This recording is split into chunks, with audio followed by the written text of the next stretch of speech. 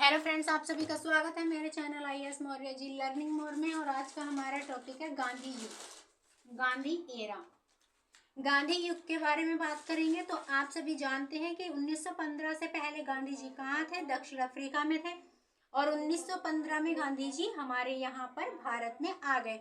अब आप बोलेंगे दक्षिण अफ्रीका में क्यों थे? तो भाई हमारे जो गांधी जी हैं दक्षिण अफ्रीका में पकलात का क्या करने गए थे? कोर्स करने गए थे। देखिए, गांधी जी का भारत आगमन, गांधी जी भारत में कब आए थे? 9/1/1915। कहाँ से आए थे? दक्षिण अफ्रीका से आए थे। गांधी जी का भारत आगमन कब हुआ था? 9/1/1950। कहाँ से आए थे ये? दक्षिण अफ्रीका से आए थे। और दक्षिण अफ्रीका से आने के बाद इन्होंने क्या किया भाई? ये 1915, 9/1/1915 प्रवासी भारतीय दिवस के रूप में हम मनाते हैं। कब मनाते हैं? 9 जनवरी। 9 जनवरी को क्या मनाते हैं हम? प्रवासी भारतीय दिवस के रूप में मनाते हैं। ठीक है। सत्याग्रह आश्रम अहमदाबाद, सत्याग्रह आश्रम अहमदाबाद कहाँ पर? साबरमती नदी के किनारे। तो सबसे पहले गांधी जी ने सत्याग्रह आश्रम अहमदाबाद में, कहाँ से? साबरमती नदी के किनारे पर। ठीक है। पहली बार भाषण दिया था उन्होंने। कब दिया था? 1916 को। गांधी जी ने पहली बार अपनी जो स्पीच दी थी, भाषण दी थी, कब दी थी? 1916 को दी थी। और कहाँ दी थी? बनारस हिंदू विश्वविद्यालय के उद्घाटन समारोह में।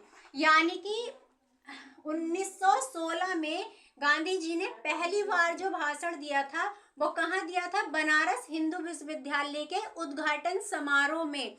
यानी कि 1916 में बनारस हिंदू विश्वविद्यालय क्या हुआ था? बना था, उसका उद्घाटन हुआ था। और उस समारोह में गांधी जी ने क्या दिया था? भाषण दिया था।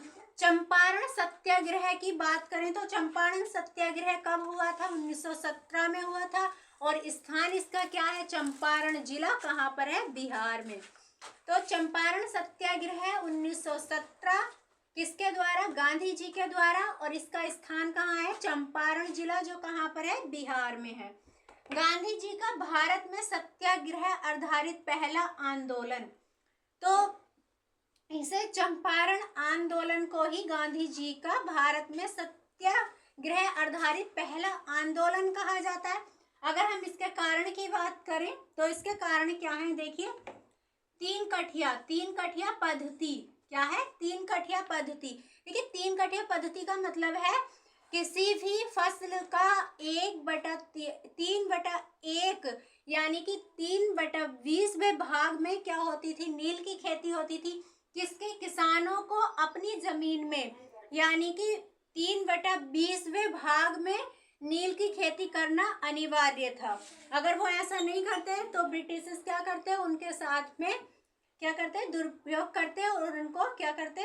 उन्हें डराते धमकाते। अच्छा, कृत्रिम नील की खोज। देखिए, कृत्रिम नील, कृत्रिम का मतलब होता है मानव निर्मित, किसी व्यक्ति ने उसे बनाया हो।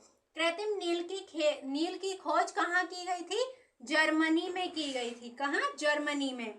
तो अगर मान लीजिए किसान इसका 3/20 भाग पर नील की खेती नहीं करते तो ब्रिटिश क्या करते? उनके साथ में अत्याचार वगैरह करते। तो इसलिए ये इतनी नील की खेती। अगर नील की खेती की बात करें तो हम देखिए, नील की जो खेती होती है उससे हमारी जो कृषि होती है वो क्या हो जाती है? अनउपजाऊ हो जाती है। यानी कि नील की खेती जिस खेती पर होती है, नील की खेती होने के बाद वो खेती कैसी हो जाती है? बंजर हो जाती है। राजकुमार शुक्ला 1916 लखनऊ अधिवेशन। किसकी? गांधी जी से चंपारण आने का आग्रह किसने किया? राजकुमार शुक्ला ने। कब? 1916 में लखनऊ अधिवेशन की बात है ये। और गांधी जी से कहाँ आने को कहा उन्होंने? चंपारण आने का क्या कहा? क्या किया? आग्रह किया कि आप हमारे कहाँ आइए? चंपारण आइए। अब आप बताइए चंपारण क्यों बुला रहे हैं वो गांधी जी को? ताकि वो क्या करें? वहां पर जाकर जो नील की खेती हो रही है उसका क्या करें? आंदोलन करें और उसमें उनका साथ दें। तो इसलिए किसने? राजकुमार शुक्ला ने 1916 में लखनऊ अधिवेशन में गांधी जी से डिबेट की और उनसे कहा कि आप चंपारण आने का आग्रह करें।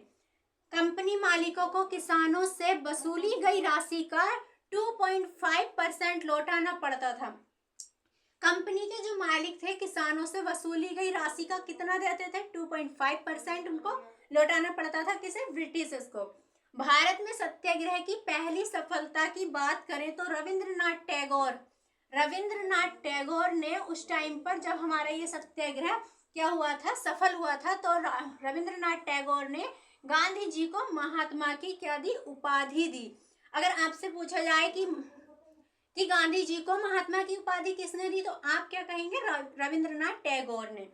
आगे देखिए, अहमदाबाद मिल मजदूर आंदोलन की अगर बात करें तो 1918 में, कब? 1918 में। कौन सा? अहमदाबाद मिल मजदूर आंदोलन कब? 1918 में। मिल मजदूर देखिए, कपड़ा मिल मजदूरों ने अपने वेतन में 35% वृद्धि की मांग की। किससे? मिल मालिकों से। मिल मालिक ने उन्हें कितना परसेंट? 20% देने को तैयार थे। लेकिन फिर क्या हुआ? देखिए, गांधी जी ने जो है क्या कर दिया? भूख हड़ताल स्टार्ट कर दी। और फिर जो है ये जो मिल मालिक थे, जब उन्होंने भूख हड़ताल स्टार्ट कर दी तो उन्हें क्या करना पड़ा? उसका काफी दिनों बाद 35% की वृद्धि उनको देनी स्टार्ट की। तो ये आज का हमारा टॉपिक था गांधी युग, और आगे का टॉपिक जो है हम नेक्स्ट वीडियो में लेकर आएंगे। तब तक के लिए धन्यवाद।